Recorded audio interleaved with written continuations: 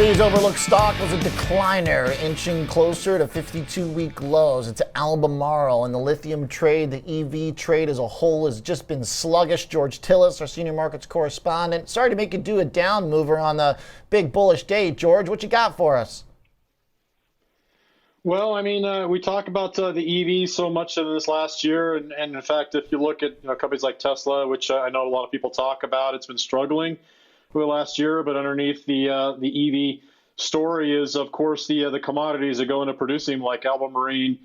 They are primarily lithium producer. They're a specialty chemical company, but primarily it's lithium mining and production for electric vehicle batteries, but also for all the other consumer electronics that utilize lithium-based batteries. The other thing about the company, it's not just EV batteries and ancillary batteries. They actually have chemicals and produce them for things like water treatment and pharmaceuticals, as well as petroleum refining and crop production.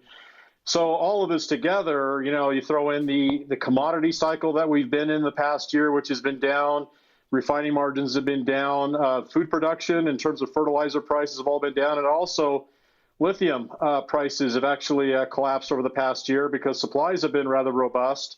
And we have a situation where Albemarle is actually down over 53% in the last year. And I think it has to do certainly with the supply and demand imbalance that's going on with electric vehicles. I think total electric vehicles are still increasing. The challenge is prices. Prices have been falling. But at the same time, Australia, which is the largest global lithium producer or miner in the world, has actually been increasing production, and that's significantly depressed lithium prices. It's good, of course, for companies that buy lithium to make batteries, but again, that only works as long as sales prices of the final prices of production are moving higher. But in the case of EVs, they're not. They're moving lower. Okay.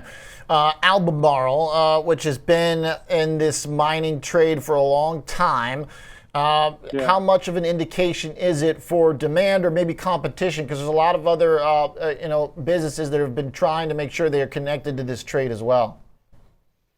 Yeah, so that's a good point. I mean, competition is certainly there, but you have to talk about intercontinental competition. You got ALB, which is producing in Latin America, Central America, if you will, also in Europe and Asia and Australia. Then you've got the SQM, which is out of Chile.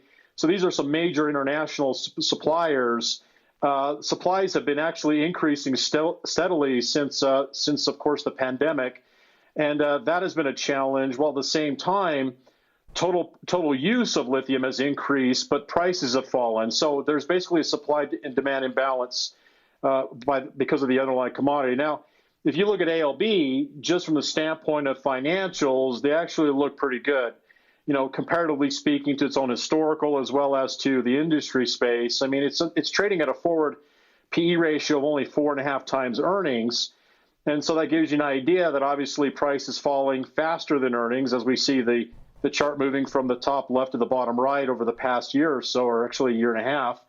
But if you look at the ratio of earnings to sales, now sales estimates for 2024 are expected to be down about 13% compared to 23, while at the same time, if you look at EBITDA, it's expected to be down 48%. So we talk about, OJ, all the time.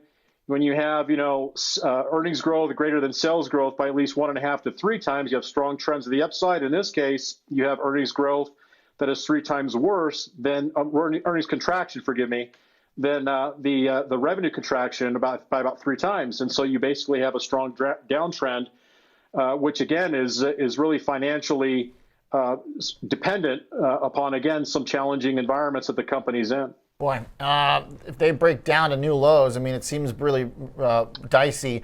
Another one I like to watch is PBW, which is an ETF that tracks a bunch of green energy trades. I mean, the whole sector has really been left behind in the past year. AI kind of usurping the throne. It seems like also a lot of over build out, though, whether it's to some degree EVs, but also the solar stuff as well. I mean, crude oil down low too, I think, kind of like reduces some of the some of the kind of exasperation to like change our energy consumption. Well, yeah, I mean, what I'm going to say is at the end of the day, lithium is going to follow commodity cycles. It's going to follow, of course, crude oil. If crude oil is going higher, obviously the substitute for electric vehicles is in high demand, solar as well. So they're going to move in tandem with each other. And I think if you look at fertilizer, because I follow some of the like ADM and FMC, which are fertilizer companies, they've been pretty depressed. Food companies themselves also been down. So we're basically in the midst of a commodity cyclical downturn. China demand has been down. And so when you have companies like this, OJ, which are not financially unfit, it's just the commodity prices are depressed. And if that's the case, there's no sense in really trying to bottom fish. So what I like to do, and anybody can use whatever style or indicators they like, I use just basically a simple 10 and 20 week moving average. If the price is above the 10 week and the 20 week and the 10 week is above the 20, then essentially that might be a position in which the stock demonstrates a major trend reversal. But until then, you just have to go with the trend, which is still down. All right. Ugly chart, man. Woof. All right. Definite loser for the week and the day. Sector as a whole, too, looking pretty ugly. Thanks, George Tsilis. Yeah. We'll see you next week for earnings.